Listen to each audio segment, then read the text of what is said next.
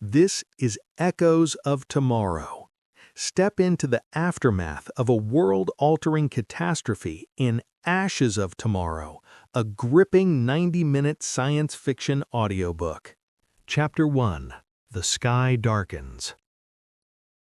Alara Chen tightened her jacket against the spring chill, the wind carrying the faint scent of rain and smoke from distant fires. Downtown Vancouver looked normal enough at first glance. Morning commuters hurrying to work, streetcars humming, joggers pacing past cafes. But the sky drew her attention. A thin orange haze stretched from horizon to horizon, almost imperceptible, yet unsettling. The sun struggled to shine through it, casting long, soft shadows that shifted unnaturally. Alara paused, squinting, the hairs on her neck rising with unease. Something wasn't right. Across the Pacific, Marco Alvarez hunched over his array of monitors at the volcanology station. The screens flickered with seismic readings. Spikes raced along the Pacific Rim at irregular intervals, patterns that no known tectonic activity could explain. He muttered, "This isn't possible," and ran simulations again, hoping for an error he knew wouldn't exist.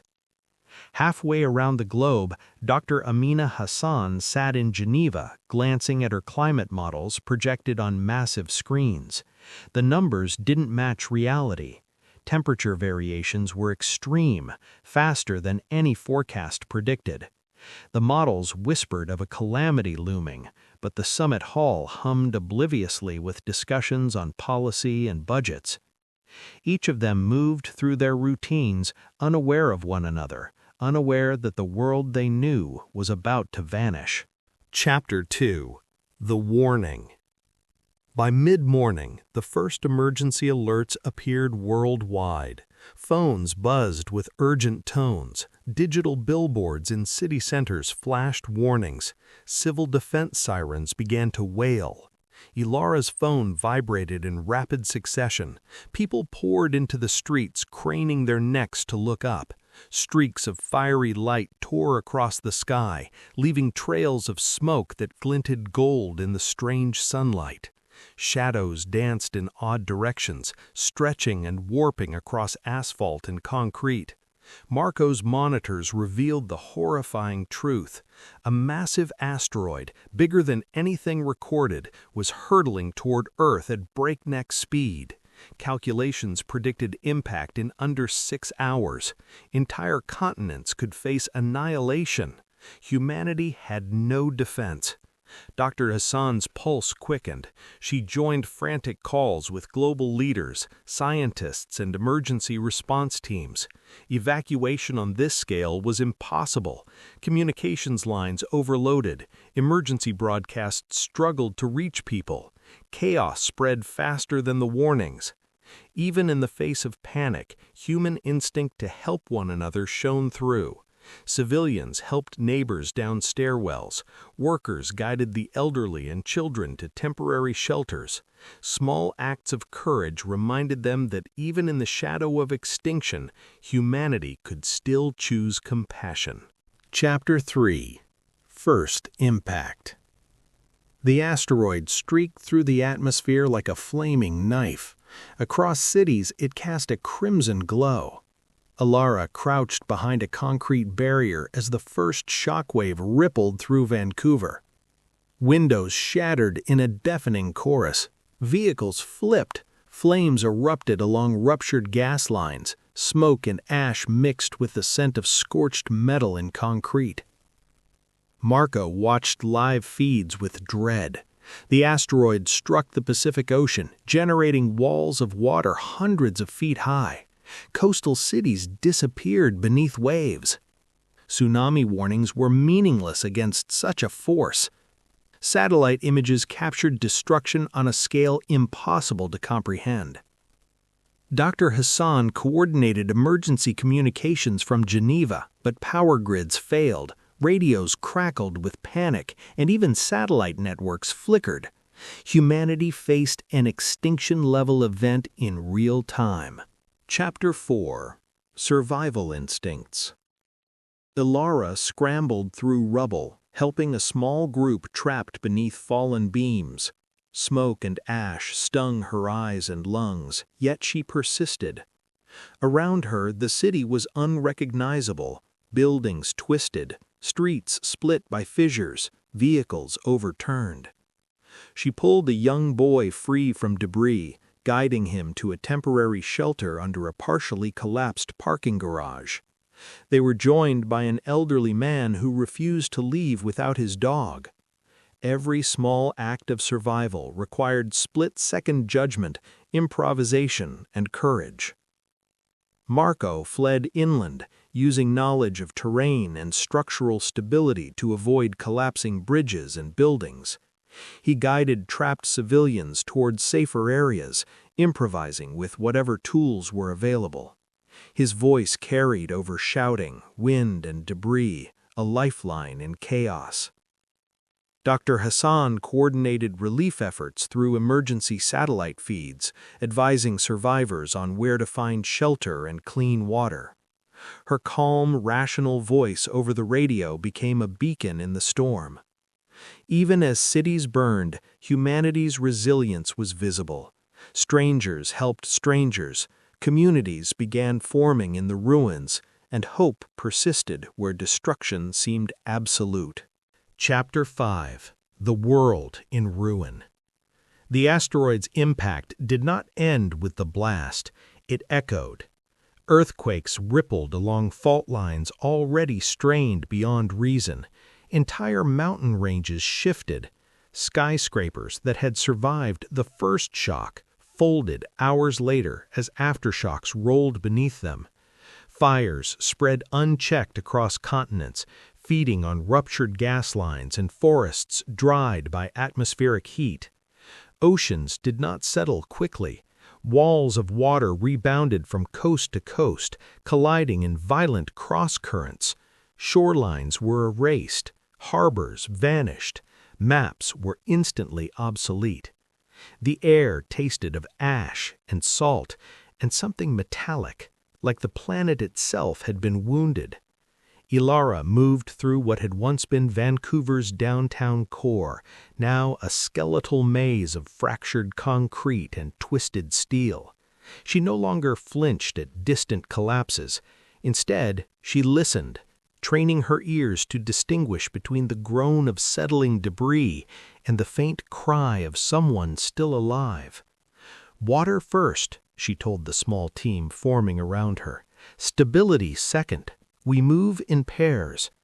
She hadn't meant to become a leader, but leadership, like survival, had a way of choosing people. Marco stood ankle-deep in mud hundreds of kilometers inland, where thousands had fled. The sky above remained bruised orange. He worked beside engineers and construction workers, sketching rapid reinforcement designs in the dirt. Temporary shelters rose from salvaged beams and vehicle frames. "Angle it lower," he instructed, steady and precise. "Wind shear will increase when the temperature drops." Even in devastation, science remained a compass. Dr. Amina Hassan moved between emergency transport hubs, cargo planes repurposed as medical supply carriers, helicopters landing in cleared stadiums. She spoke into radios, into satellite relays, into any channel still breathing. Boil all water sources, quarantine symptomatic cases immediately, prioritize children and the elderly. Her voice was calm, not because she felt calm, but because calmness was contagious. Disease began to shadow the displaced. Without sanitation, infection traveled quickly. But communities responded. Makeshift clinics formed. Retired nurses returned to work. Teenagers carried stretchers. Mechanics became engineers. Teachers organized children beneath tarps to preserve some rhythm of normal life. Humanity bent. It did not break. Survival, they were learning, was not merely about lungs drawing breath. It was about structure, cooperation, shared purpose in the face of ruin. And somewhere beneath the ash-covered sky, hope flickered. fragile but stubborn. Chapter 6. Ash and Shadows.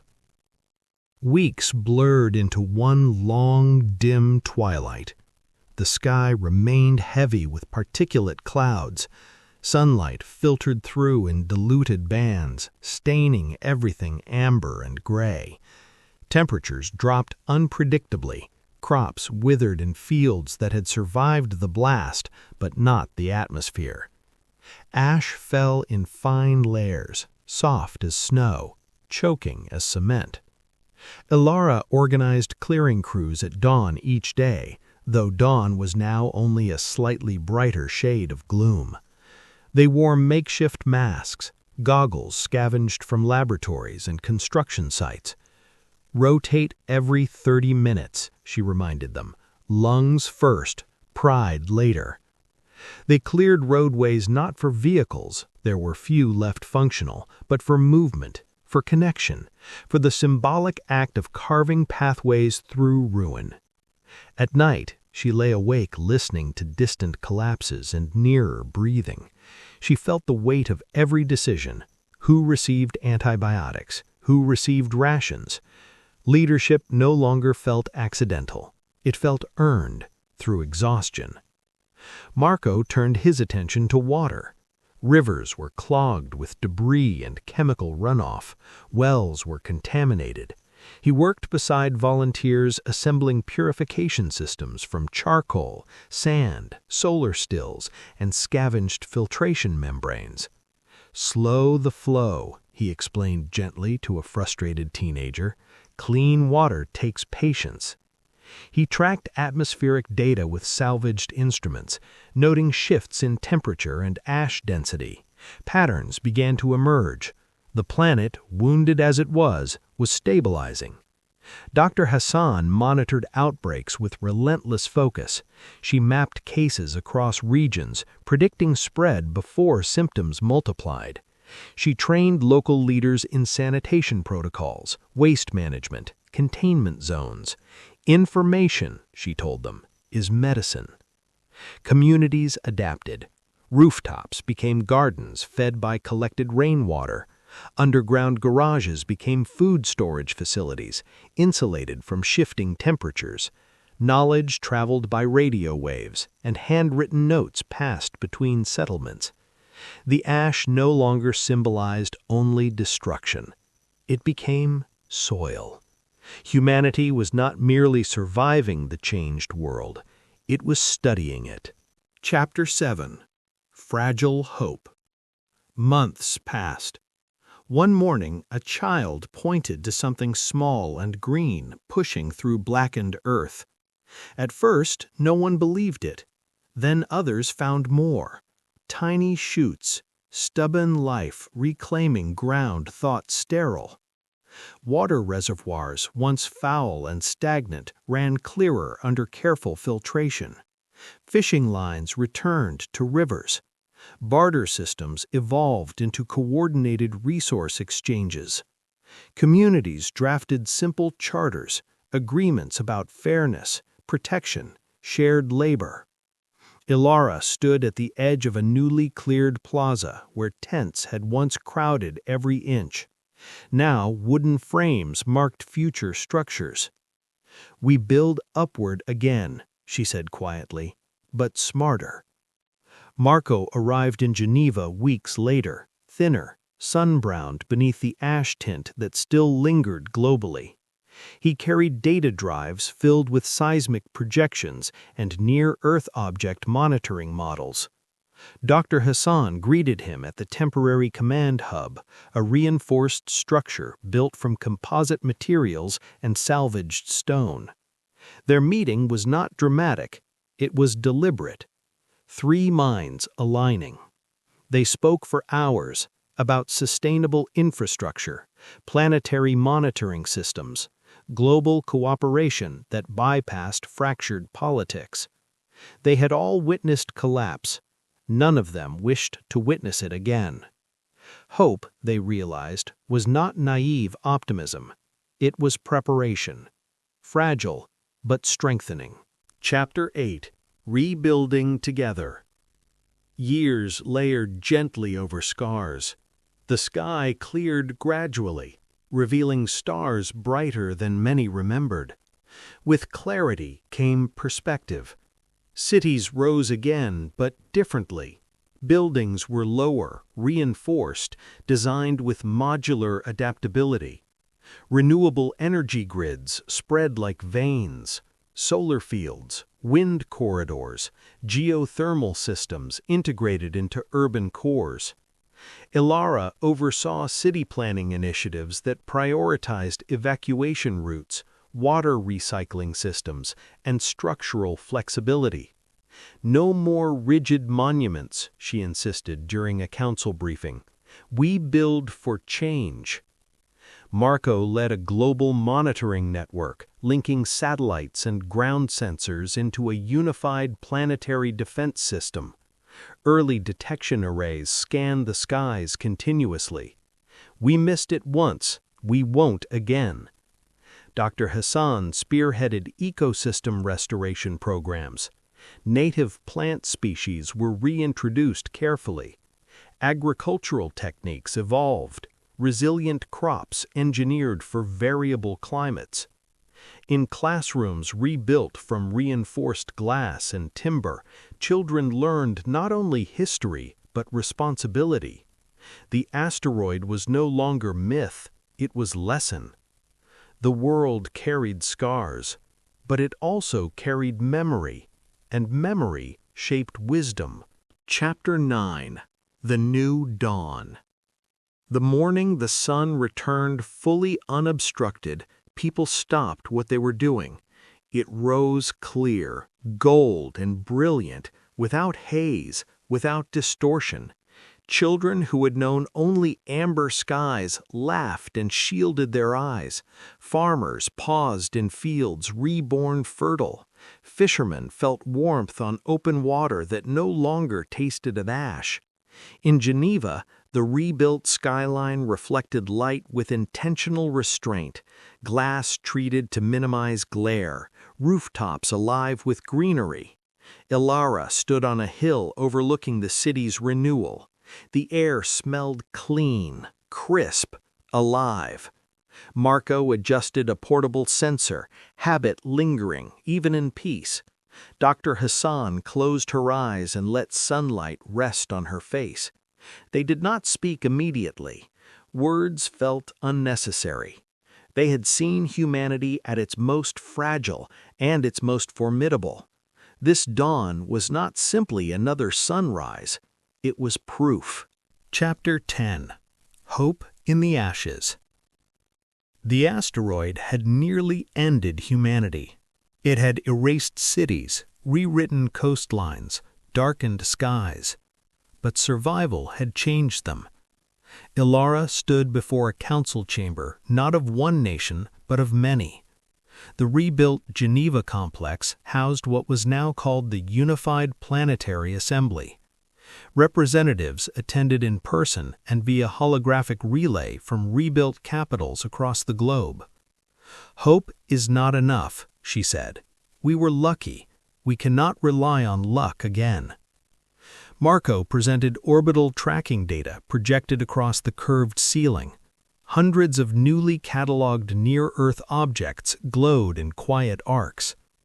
Detection time must increase from months to decades, he explained, and interception capability must be permanent. Dr. Amina Hassan spoke last.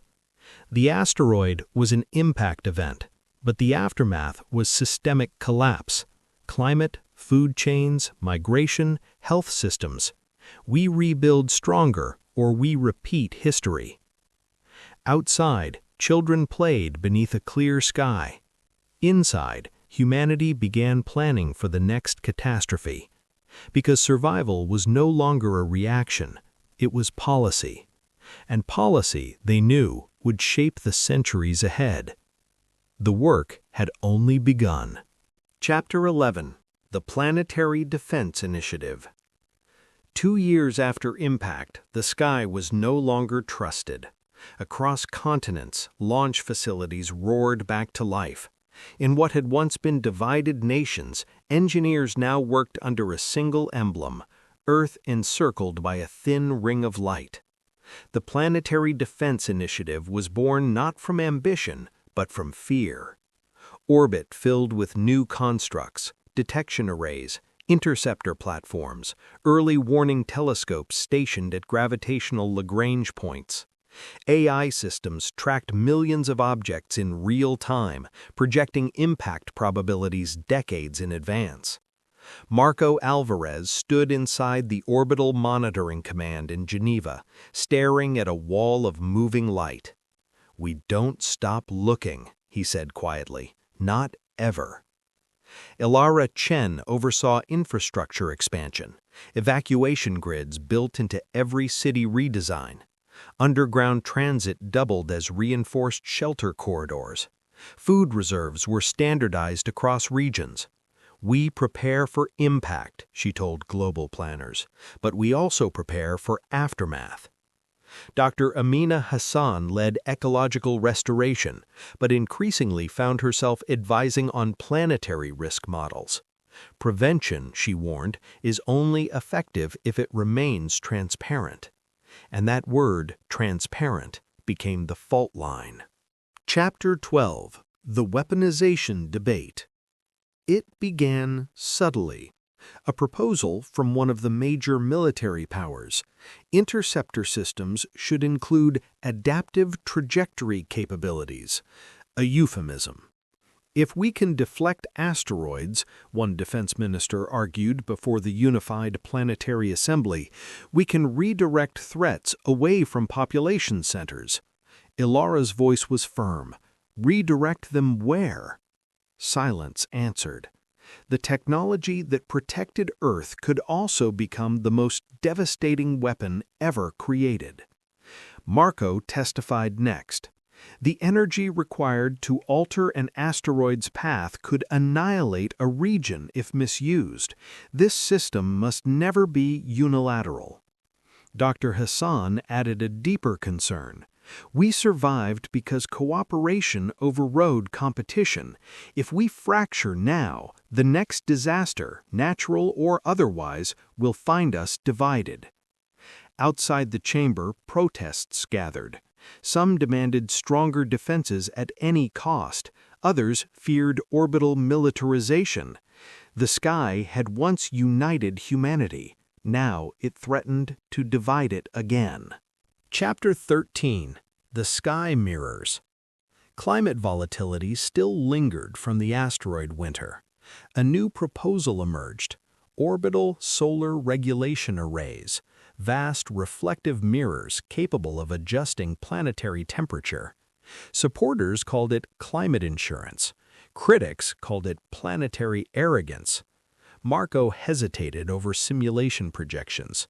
"You're talking about modifying solar input on a global scale," he said. "A miscalculation could destabilize weather patterns permanently." "But doing nothing," Dr. Hassan countered, "leaves us vulnerable to the next ash cloud." Ilara mediated compromise, limited deployment, international oversight, automatic fail-safes. Construction began. Humanity was no longer just rebuilding Earth, it was engineering it, and every adjustment carried consequences. Chapter 14. Anomaly Beyond Jupiter. The alert arrived at 03:17 Geneva time. Marco rubbed his eyes and re-ran the scan. Then again. Beyond Jupiter's orbit, debris clusters moved in formation, not gravitational drift, not collision scatter. Intentional convergence. He overlaid historical data. His breath caught. The asteroid that struck Earth had followed a vector that intersected with this same corridor, one that statistically should have been empty. He called Ilara. "This isn't random." Dr. Hassan joined the analysis within hours. Probability models collapsed under scrutiny. The impact trajectory aligned with a repeating interval, every 3,600 years. Ancient extinction events flickered across geological records. Impact signatures, climate collapse, rapid evolutionary bottlenecks. A pattern hidden in deep time. "We weren't unlucky," Marco said softly. "We were scheduled." Chapter 15. The Archive Beneath the Ice. In Antarctica, seismic scans revealed something buried beneath kilometers of ice. Metallic, geometric, too symmetrical to be natural. Excavation teams drilled through layers of ancient ice cores. What they uncovered stunned them. A structure, non-terrestrial alloy composition, dormant. Carbon dating of surrounding ice placed it roughly 3,600 years old, the same interval. Dr. Hassan arrived on site. Inside the structure, crystalline matrices pulsed faintly when exposed to sunlight. Marco ran spectrographic analysis, signal harmonics, transmission capability. Ilara stared at the chamber walls etched with geometric star maps. One of them pointed toward the anomaly beyond Jupiter, the asteroid.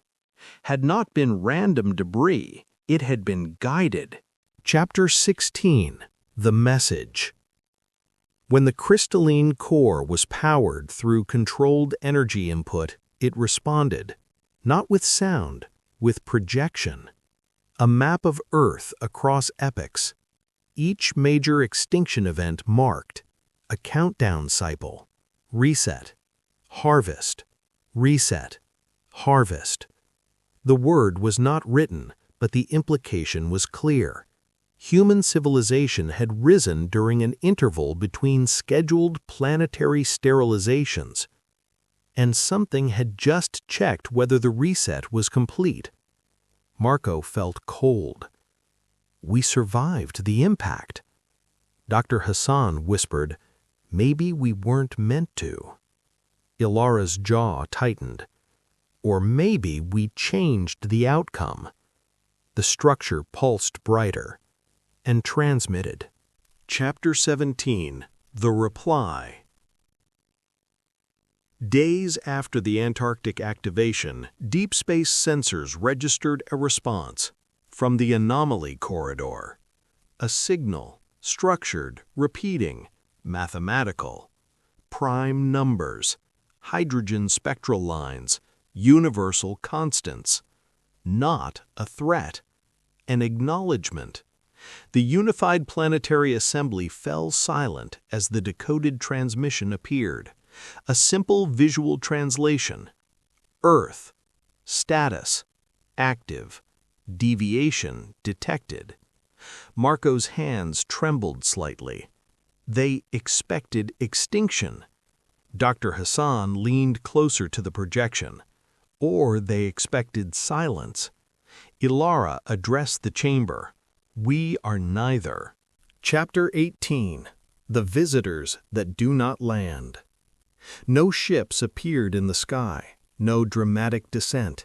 Instead, micro-objects entered Earth's upper atmosphere, too small to burn visibly, too controlled to be debris. They positioned themselves in high orbit, watching, analyzing. Humanity tracked them but could not intercept without risking escalation. A second transmission arrived. Evolutionary metrics, biological diversity scans, atmospheric composition readings, a question embedded within complex mathematics, continuity viable. The phrase unsettled everyone. Were they observers, gardeners, executioners, or something stranger still? Dr. Hassan proposed a radical idea. They may not be hostile. They may be assessing ecological equilibrium. Marco disagreed, or evaluating whether to complete what the asteroid started. Ilara made the decision history would remember. We respond. Chapter 19. We choose to continue. A transmission was prepared. Not weapons data, not threats. Human history encoded in mathematics and art. Music translated into waveform patterns, genetic diversity indices, proof of adaptive resilience, proof of cooperation, proof that the species marked for reset had altered its trajectory. As the message beamed toward the anomaly corridor, the world held its breath. Hours later, a final signal returned. Deviation acknowledged, cycle suspended, observation ongoing. The micro-objects shifted slightly higher in orbit, not retreating, not advancing, watching. Ilara exhaled slowly. Marco stared at the stars differently now. Dr. Hassan felt both awe and dread. Humanity had survived extinction. It had confronted its observers. But survival was no longer about asteroids alone. Now the universe was aware. Final scene: Ashes of Tomorrow. Children in rebuilt cities studied astronomy not as distant science, but as immediate reality. The sky mirrors glinted faintly in orbit. Interceptor arrays stood ready. Above them all, silent watchers circled. Humanity had once feared the sky. Then it learned to defend against it. Now it had introduced itself to it. The question was no longer whether Earth would survive. It was whether it would be permitted to. And for the first time in history, humanity understood that it was not alone. Subscribe to Echoes of Tomorrow audiobooks for more immersive sci-fi stories, suspenseful narratives, and futuristic adventures.